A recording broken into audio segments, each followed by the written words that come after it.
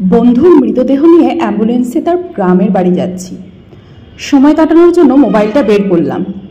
ঠিক সেই মুহূর্তে আমার মোবাইলে একটা মেসেজ এলো। আমার সামনেই প্রিয় বন্ধু চিরনিদ্রা গ্রহণ করে নিথর হয়ে পড়ে আছে। মেসেজ করেছে অবন্তী। চেক করে দেখি নাম্বারে প্রায় 10-12টা মেসেজ করেছে। সম্ভবত মেসেজের শব্দ সংখ্যার লিমিটের কারণে বারবার মেসেজ করেছে। আমি সবগুলো একসঙ্গে পড়লাম। ফাহাদ, আমাকে মাফ করে দিও।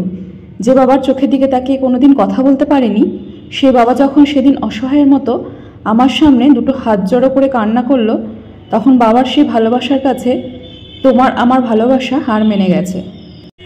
আর তাই আজ 11 দিন ধরে আমি অন্য মানুষের স্ত্রী।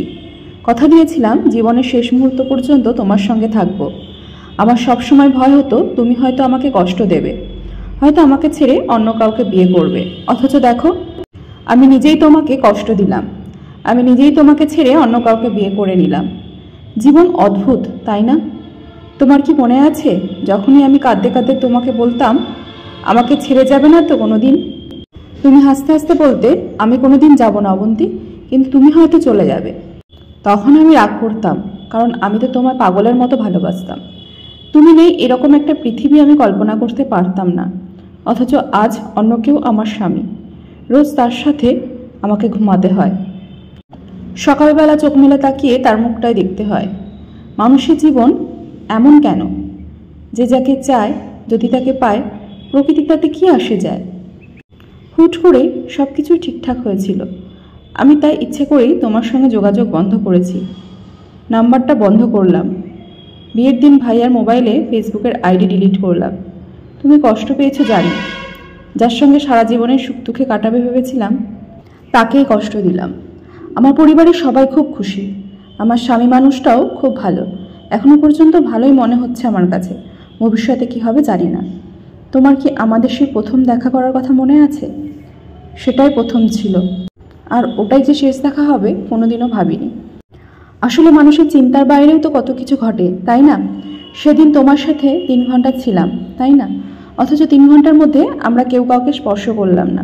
কিন্তু যখন তুমি আমাকে রিকশায় তুলে দিলে, তুমি তোমার হাতটা বাড়িয়ে দিলে, তখন প্রথম তোমার হাতটা স্পর্শ করলাম। বিশেষ করো সেদিন আমার কিছুতেই ছাড়তে ইচ্ছা করছিল না।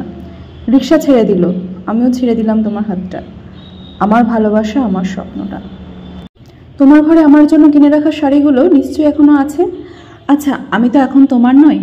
ওই শাড়িগুলো কি আমি পাবো? তুমি তো যখনই পছন্দ হতো কিনে রেখে দিতে। আমি বলতাম বিয়ের পরে সবগুলো একসঙ্গে নেব। আজ আমি বিবাহিতা, কিন্তু স্বামী তুমি নও। এমন স্বপ্ন তো দেখিনি কোনো দিন। নিজের পছন্দের একটা মেয়ে বিয়ে করে নিও, তারপর সবগুলো শাড়ি তাকে দিয়ে দিও।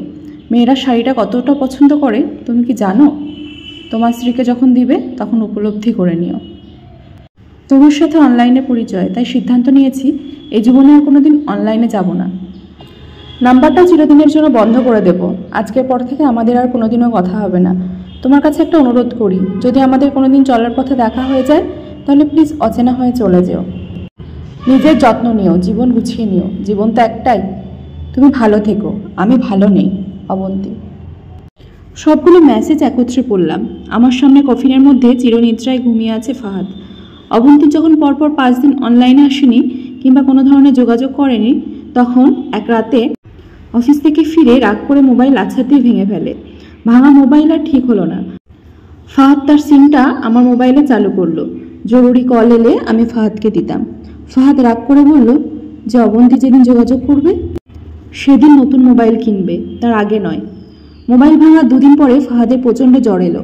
1 দিনের মধ্যেই তাকে হাসপাতালে ভর্তি করলাম। ডাক্তার পরীক্ষা করে বলল ফাহাদের ডেঙ্গু জ্বর হয়েছে। তবে চিন্তার কিছু নাই, ডাক্তারের কথা বিশ্বাস করেছিলাম। কিন্তু ডাক্তার তো সব কিছুর খবর জানেন না। যিনি জানেন তিনি হচ্ছেন সৃষ্টিকর্তা। তিনি ফাহাদের এই জ্বরকেই মৃত্যুর উছিলা করলেন। যে ডাক্তার বলেছিলেন চিন্তার কিছু নাই, সেই ডাক্তার নিজেই আজ সকালে ফাহাদকে মৃত ঘোষণা করলেন।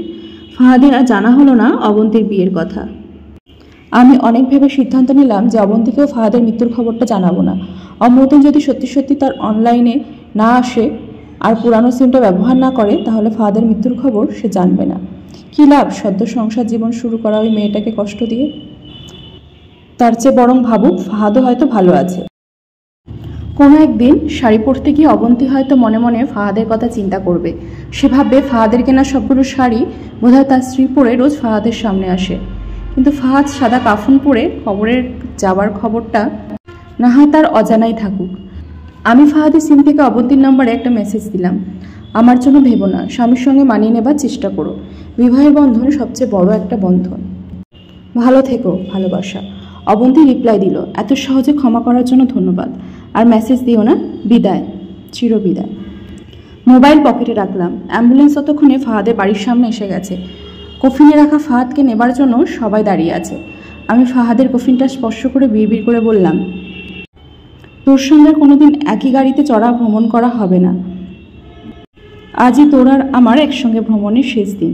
পুরো একটা জীবন পার হয়ে যাবে, কিন্তু আমাদের আর একসঙ্গে থাকা হবে না। বিদায় বন্ধু, বিদায়।